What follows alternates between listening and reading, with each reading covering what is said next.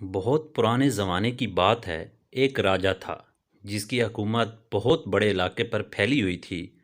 اس کی رعایا اس سے بہت خوش تھی کیونکہ وہ بہادر، نیک دل اور انصاف پسند راجا تھا۔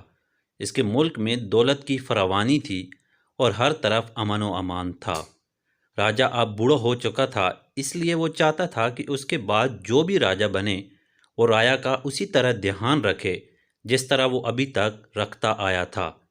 اس کے 4 بیٹے تھے۔ اس نے طے کیا کہ اپنے بعد وہ اسے راجا بنائے گا جو اس کے قابل ہو، نہ کہ بڑا ہو۔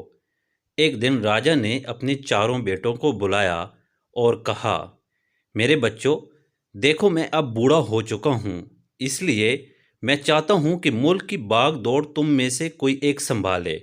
آج میں نے روایت کو توڑتے ہوئے یہ فیصلہ کیا کہ تم میں سے جو قابلیت میں بڑا ہوگا نہ کہ عمر میں، وہ اس دیش کا راجا بنے گا۔ کل چاند کی پہلی تاریخ ہے۔ کل دربار میں سب کی موجودگی میں آپ لوگوں کے ہاتھوں میں ایک لفافہ دیا جائے گا جس کے اندر لکھا ہوگا کہ آپ کو کہاں جانا ہے اور کیا لانا ہے۔ جو اس امتحان میں پاس ہوگا وہی میرے بعد راجا ہوگا۔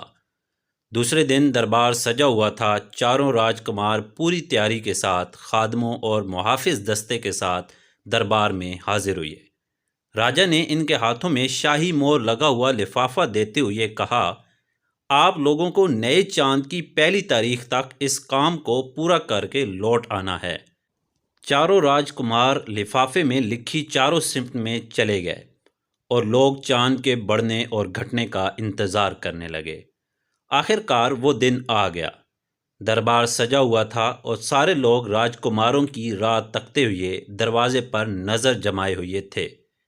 اچانک شور بلند ہوا تو راجا نے نظریں اٹھائی تو دروازے سے سب سے چھوٹا راجکمار ایک خوبصورت سنہری ہرن کا بچہ لیے نمودار ہوا۔ دربار میں خوشی کے نعرے لگنے لگے۔ راجکمار نے وہ ہرن کا بچہ راجا کے قدموں میں رکھ کر خوشی اور فخر کے ساتھ ایک جانب کھڑا ہو گیا۔ اب دربار باقی راجکماروں کی راہ تک رہا تھا۔ تبھی اچانک دوسرے نمبر کا راجکمار داخل ہوا۔ دربار میں پھر خوشی کے نعرے لگنے لگے۔ راجکمار کے ہاتھ میں پانی سے بھرے کانچ کے خوبصورت برتن میں دھنک کے رنگوں کی طرح 7 چھوٹی چھوٹی خوبصورت مچھلیاں تھیں۔ راجکمار اس برتن کو راجا کے قدموں میں رکھ کر فخر سے گردن اٹھائے پہلے والے راجکمار کے بازو میں کھڑا ہو گیا۔ اب راجا اور باقی درباری بچے 2 راجکمار کا انتظار کرنے لگے۔ کافی دیر بعد تیسرے نمبر والا راجکمار دربار میں داخل ہوا۔ دربار ایک بار پھر شور سے گونج اٹھا اور سب کی نظریں راجکمار کے ہاتھوں میں جو بھالو کا بچہ تھا اس پر جا ٹکیں۔ اس بھالو کے بال روئی کے گال کی مانند سفید تھے۔ اس کی آنکھوں میں ایسا لگتا تھا کوئی بیش قیمتی ہیرا جڑا ہو جس سے شعاعیں پورے دربار کو محصور کر رہی تھیں۔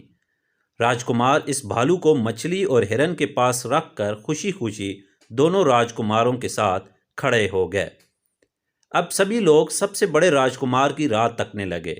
کئی گھنٹے بیت جانے کے بعد بھی راجکمار کا کچھ اتا پتہ نہ تھا۔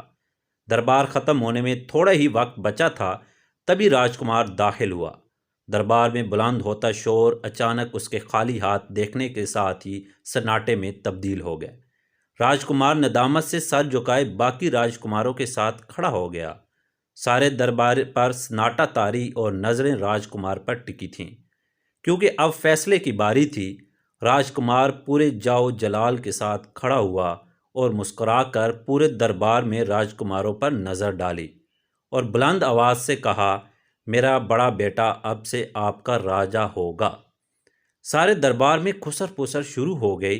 کسی کو کچھ سمجھ نہیں آ رہا تھا کہ راجکمار جو خالی ہاتھ آیا تھا اسے ہی کیوں راجا بنایا گیا۔ راجا نے دربار کو ہاتھ کے اشارے سے خاموش کراتے ہوئے کہا، بات دراصل یہ ہے کہ میں نے اپنے 4 بیٹوں کو 4 سمت وہ چیز لانے کے لیے بھیجا تھا جو وہاں ہوتی ہی نہیں، لیکن نتیجہ آپ کے سامنے ہے۔ یاد رکھو، جو شخص ایماندار ہوگا وہی رحم دل اور انصاف کرنے والا ہوگا۔